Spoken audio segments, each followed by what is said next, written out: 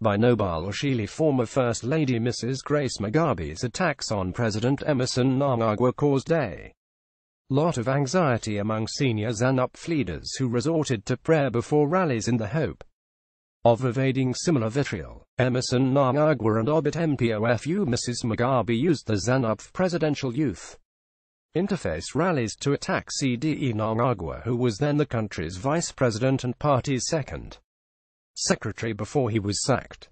After his dismissal, Mnangagwa left the country fearing for his life, and only returned after the party had recalled former President Mugabe as ZANU-PF's first secretary and seconded him to take over. The party's Secretary for Finance, Dr. Obit Mpofu, yesterday revealed that, fearing public vilification, he had to ask his wife Sikanyeziwe Mpofu to seek divine intervention in the hope that her prayers would protect him from a tongue lashing.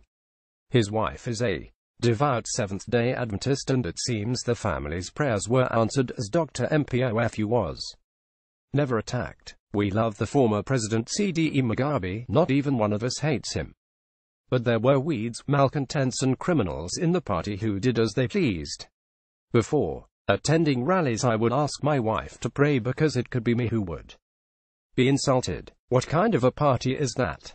There were some difficulties in the party, said Dr. Mpofu. He said the intervention by the Zimbabwe Defense Forces was justified as ZANU-PF had lost track. Dr. Mpofu said he played a vital role during the transitional period which saw Mnangagwa taking over the party's leadership.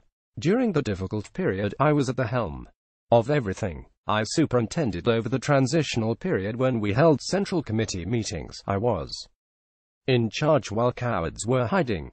His Excellency came back and he took over. Now the country is being loved across the world. We also want to urge everyone to support CDE Mnangagwa, he said. Mpofu chaired the Central Committee meeting that resolved to recall CDE Mugabe as the party's first secretary while urging him to step down as the country's president.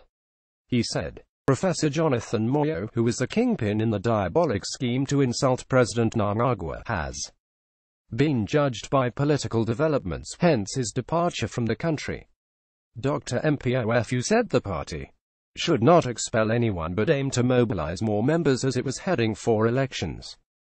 Meanwhile, provinces will this weekend hold inter-district meetings in preparation for the Extraordinary Congress, which starts on Tuesday. Matabeleland North will hold its meeting today while the Bulawayo one will be held tomorrow. Bulawayo Provincial Secretary for Finance Myungi C. Moyo said the main agenda of the Congress was to endorse the resolutions made by the Central Committee last month. Part of the resolutions include endorsing the recall of former President Robert Mugabe and the expulsion of members of the G40 cabal. The main agenda of the Congress is to go and support the endorsement if President Mnangagwa is our presidential candidate ahead of the 2018 elections, said Moyo. The Chronicle.